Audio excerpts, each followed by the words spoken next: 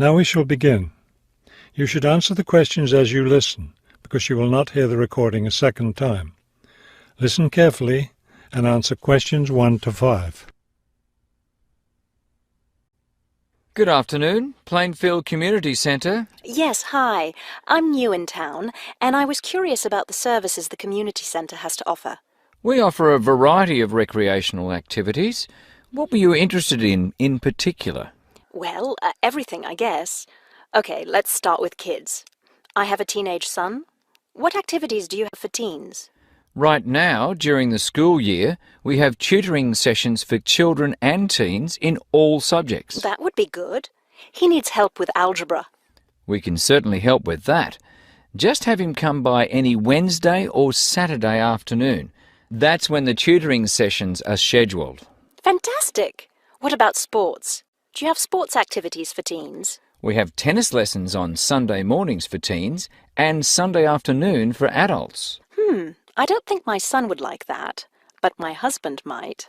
For myself, I'd be more interested in yoga. Do you offer yoga classes? We do. Our yoga classes take place on Tuesday and Thursday evenings.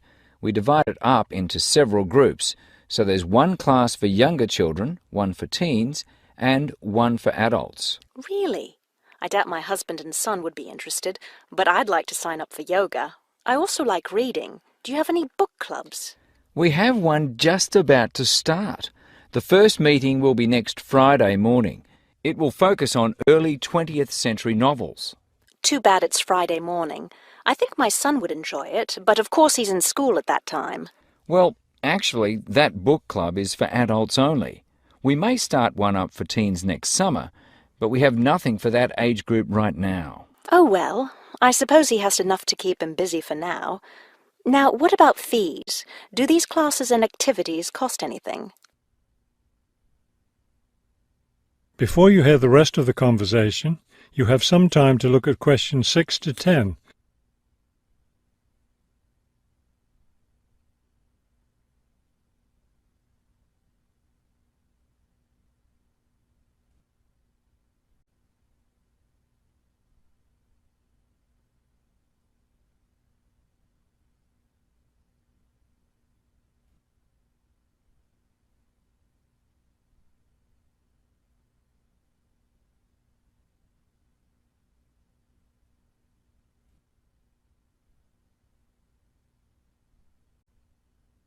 Now listen and answer questions 6 to 10. There's a small charge for non-members for each class. However, they're all free to members. Would you be interested in becoming a member? How much does the membership cost? Not much at all. The yearly fee is $75 for individuals and $225 for families. What do I get with the membership? You get free access to all classes and activities, and you can use our facilities like the tennis court, the exercise room and the meeting room. It's not a bad deal, really. Could you tell me exactly where the centre is located? It's at 107 Elliott Street. Is that Elliott with 2 L's or 1 L? 1 L. E-L-I-O-T. It's right downtown. I think I know where it is. Do you have free parking? Yes. You can park just across the street. There's a garage there. That sounds easy enough. Maybe I'll come in one day next week and sign up for some classes. That would be fine. But don't come on Monday because we're closed that day. We're open Tuesday through Sunday. Oh, thanks for telling me. Maybe I'll stop in on Tuesday then. Can I pay for the classes with a personal cheque? We accept cheques and credit cards. Okay, thank you very much. You've been very helpful. That is the end of section 1. You now have half a minute to check your answers.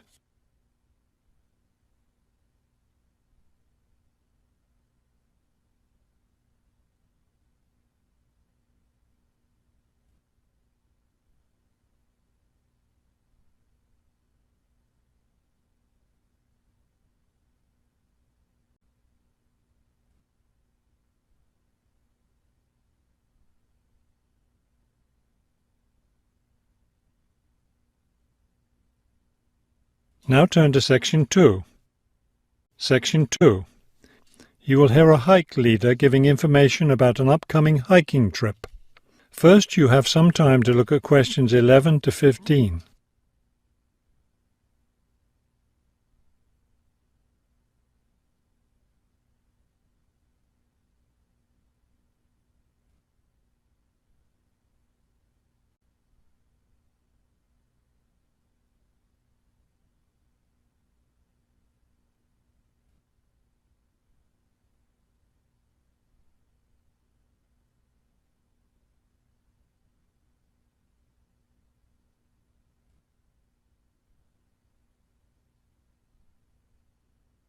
As you listen to the first part of the talk, answer questions 11 to 15. Good evening, everyone. As you know, this is our last meeting before we set off on our annual week-long hiking trip. So tonight I'll be telling you everything you'll need to know to be ready for the trip. Let's talk about equipment first. Having the right equipment is essential for your comfort and safety. First, you'll need a warm and comfortable sleeping bag. However, you won't need to worry about carrying a tent, since we'll be sleeping in shelters along the way. Also, part of the fee you've paid for the trip goes toward food, so you won't need to put that on your packing list either. We found, though, that it's more efficient for each person to bring his or her own dishes, so be sure to pack a plastic bowl, a cup, and a fork, knife, and spoon. That's all you'll need in the way of dishes. Perhaps the most important item to put on your list is a comfortable pair of hiking boots. Nothing ruins a hike more than getting blisters and sores from ill-fitting boots. So make sure your boots fit you right. Shoes and sneakers aren't adequate for the type of hiking we'll be doing. Of course, a backpack is necessary for carrying your equipment. Make sure you have one that's lightweight and comfortable to carry. Walking poles have become popular among hikers recently, but we don't recommend them. They can get in the way when too many hikers are using them at once, and some serious injuries have been caused. So it's best to leave those at home. Let's see, what else? Oh, yes, some people have asked me about trail maps. They're available, but you really don't need them, as your hike leaders have scouted out the trail and will be guiding you along the way. And don't forget to bring a warm jacket. You may think you won't need one in this warm summer weather, but remember that evenings in the mountains can get quite cold. Is there anything else I need to tell you? Oh, yes, your guides will each be carrying a first aid kit, so that's one less thing for you to pack yourself. Remember, you'll be carrying your backpack all day, so keep your load light and don't overpack. Before you hear the rest of the talk, you have some time to look at questions 16 to 20.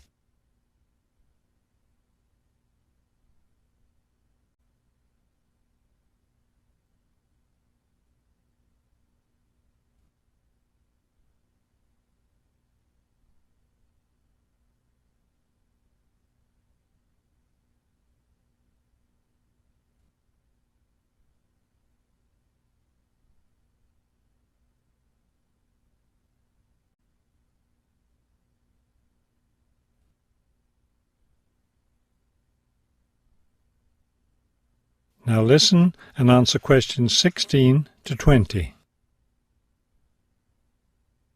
I know you're all experienced hikers, but it's always worth repeating the rules of the trail since they're so important. These rules are in place for the safety of everyone on the trip. As you know, there'll be a hike leader walking at the head of the line who will show the group the way. At the end of the line will be the rear leader, or sweep. It's important to always stay ahead of this person while we're on the trail. There are several different trails on the mountain where we'll be hiking, and they cross each other at some points. When you come to any intersection of trails, stop and wait for the rest of the group to catch up. This way we can be sure that no one goes off on the wrong trail. Let me emphasize here how important it is to stay on the trail. We'll be climbing through some steep and rocky areas. Don't be tempted to go off on your own and try to climb some rocks. That can be quite dangerous. Also, it's not likely, but it is possible that we'll encounter some large wild animals along the way. The last thing you want to do is try to feed any of them. That will just encourage them to follow us, which could lead to some dangerous situations. One last thing before we set off hiking each morning. Be sure to fill up your water bottle. This is perhaps the most important safety rule. Dehydration can be a serious problem when you're out in the wilderness, so you must always be sure to carry an adequate supply of water with you. I think that covers just about everything. Are there any questions? That is the end of section 2. You now have half a minute to check your answers.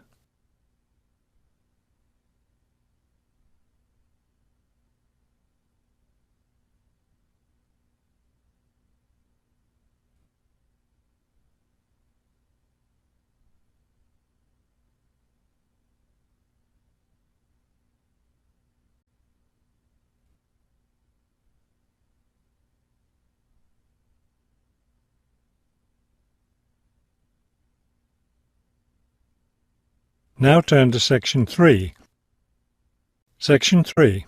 You will hear a conversation between a university student and a faculty advisor about the requirements for the student teaching semester. First, you have some time to look at questions 21 to 24.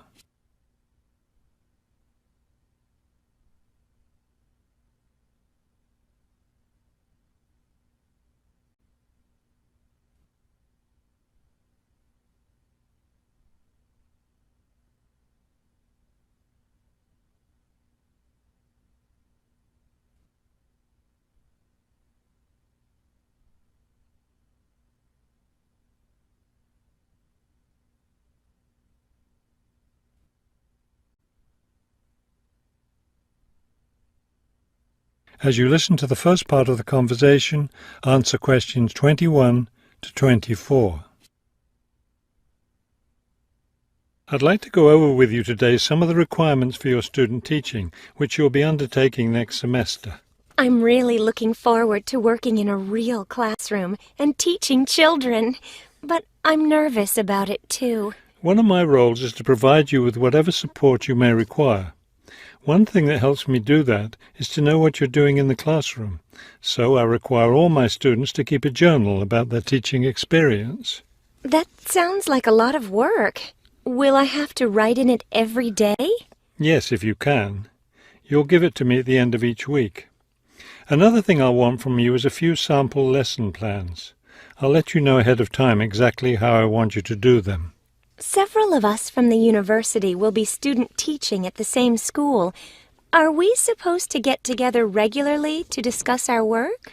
I'll meet with each student teacher individually, but you aren't required to meet with each other. Of course, you can talk together as much as you want. You will, however, have to observe some of the other teachers in the school, besides the teacher you'll be working with. Then will I get an evaluation from my supervising teacher at the end of the semester? Actually, no. I'll do your evaluation, and I'll base it on several things. One is your required portfolio, which will contain samples of your class activities and your students' work. Another important thing is your term paper. Then there won't be a final exam? No, we don't feel that's necessary for student teaching. Before you hear the rest of the conversation, you have some time to look at questions 25 to 30.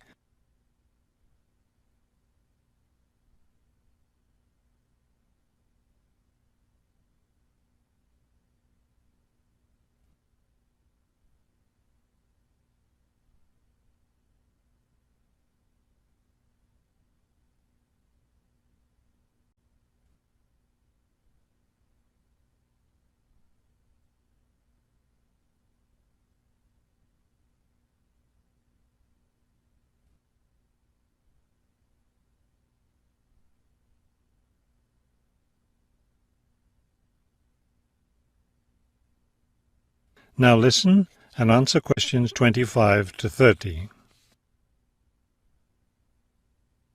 I know I have to get an agreement form signed. Since you're my advisor, are you the one to do that? No, that form is for your supervising teacher to sign, to document that he or she agrees to have you in the classroom as a student teacher. Oh, I see. I'm concerned about the term paper I'll have to do and the evaluation process. I'm not sure I understand what I'm supposed to do. Regarding the term paper, the first thing is to choose a topic. It should be related to your teaching work. You should let me know your term paper topic by the end of the first week of the semester. Will you be observing me regularly in the classroom? Yes, and during the fourth week of the semester, we'll have our first evaluation meeting to discuss my observations. One thing I'm really looking forward to is the student-teacher conference that the university puts on every year. I'm glad you're looking forward to it. Of course, everyone in the program is required to attend. The conference takes place, let me check. Yes, the seventh week of the semester. When will I have to turn in my term paper? The term paper is due by the end of the 14th week of the semester. Then during the 15th and final week, we'll get together one last time for a semester review. Wow, it looks like I have a busy semester ahead of me. That is the end of section 3. You now have half a minute to check your answers.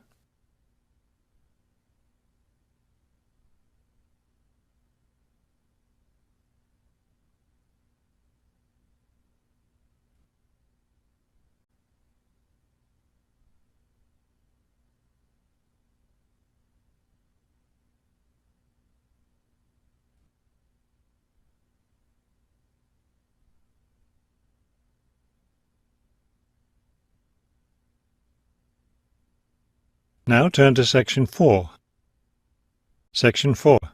You will hear a lecture about customer psychology. First, you have some time to look at questions 31 to 35.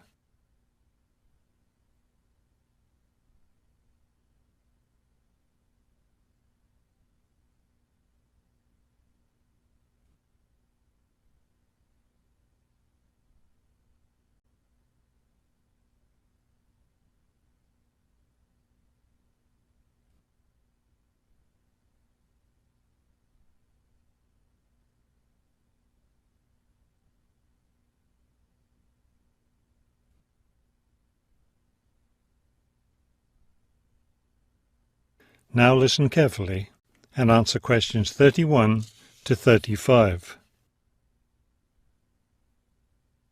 An understanding of customer psychology is an invaluable aid for retailers looking for ways to increase sales. Much can be done to the store environment to encourage shoppers to linger longer and spend more money. The first aspect to consider is the physical organisation of the store. Placement of merchandise has a great deal of influence on what customers buy. For example, a common practice among retailers is to place the store's best-selling merchandise near the back of the store. In order to get to these popular items from the front entrance, customers have to walk down aisles filled with merchandise that they might not see otherwise. Carpets are also used to direct customers through particular areas of the store. Retailers choose carpets not only for their decorative or comfort value, but also because lines or other types of patterns in the carpets can subtly guide shoppers in certain directions.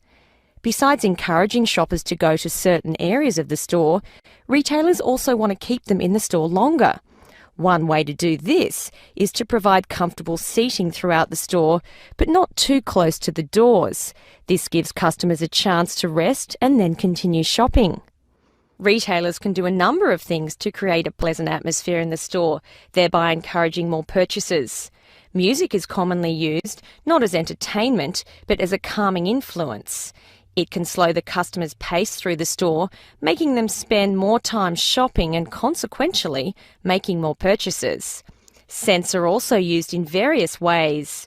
Everyone has had the experience of being drawn into a bakery by the smell of fresh bread. Experiments have been done with other types of scents as well. For example, the scent of vanilla has been used to increase sales in clothing stores. Before you hear the rest of the talk, you have some time to look at questions 36 to 40.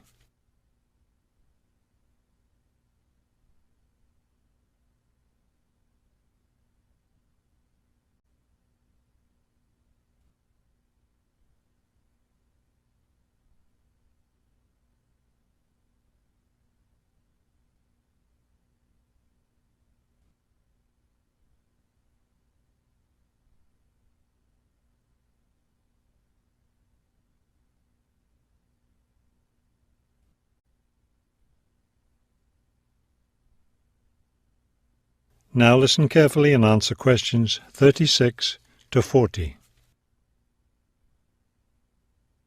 Use of colour is another important aspect of store environment.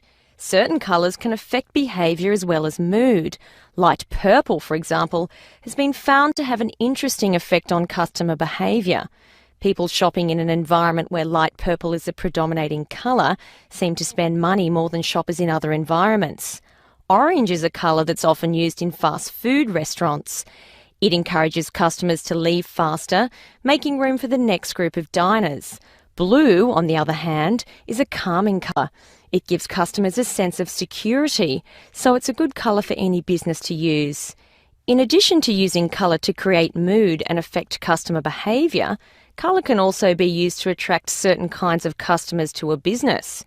Stores that cater to a younger clientele should use bold, bright colours, which tend to be attractive to younger people. Stores that are interested in attracting an older clientele will have more success with soft, subtle colours, as older people find these colours more appealing. That is the end of section 4. You now have half a minute to check your answers.